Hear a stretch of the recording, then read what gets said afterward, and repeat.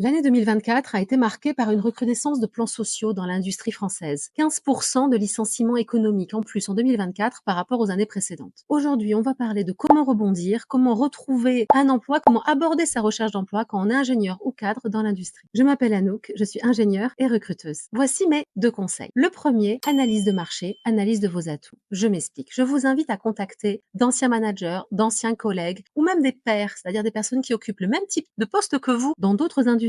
Vous pouvez les contacter via le réseau LinkedIn dont nous faisons tous partie. Vous allez pouvoir ainsi avoir une information claire sur les attentes du marché, sur votre profil, sur vos expertises, sur vos atouts et vous allez pouvoir également comparer ce qu'ils vous disent par rapport aux annonces que vous voyez réellement en ligne. Maintenant qu'on a fait cette première analyse, vous allez pouvoir regarder quels sont vos atouts, quelle est véritablement l'expertise que vous avez. Il est évident que quand on se retrouve face à un plan social et qu'on veut retrouver un nouveau poste, c'est pas forcément le bon moment pour changer complètement de secteur ou autre. Si vous voulez retrouver rapidement, il va falloir se baser sur les atouts que vous avez, sur les points forts que vous amenez, sur la valeur ajoutée que vous allez pouvoir amener à une nouvelle entreprise. Je vous invite également à réfléchir sur ce que vous avez aimé ou moins aimé dans vos contextes professionnels. Ça vous permettra de mieux définir vos aspirations. Enfin, il y a peut-être des contextes que vous avez beaucoup plus appréciés que d'autres, PME ou grands groupes. La question se pose toujours. Si vous êtes certain, par exemple, de vouloir retourner en PME alors que vous êtes dans un grand groupe, vous allez pouvoir faire un CV qui sera beaucoup plus orienté polyvalence, qui attirera plus les PME. Si vous voulez aller à contrario dans un grand groupe, je vous invite à faire un CV beaucoup plus pointu qui montre votre expertise. Enfin, mon petit truc en plus, ce n'est pas une période facile, il va falloir faire table rase du passé. J'ai eu un candidat la semaine dernière, les 3/4 de l'entretien ont été basés sur une certaine rancœur, une certaine déception de la situation qu'il vivait et il ne parlait que de son ancienne entreprise.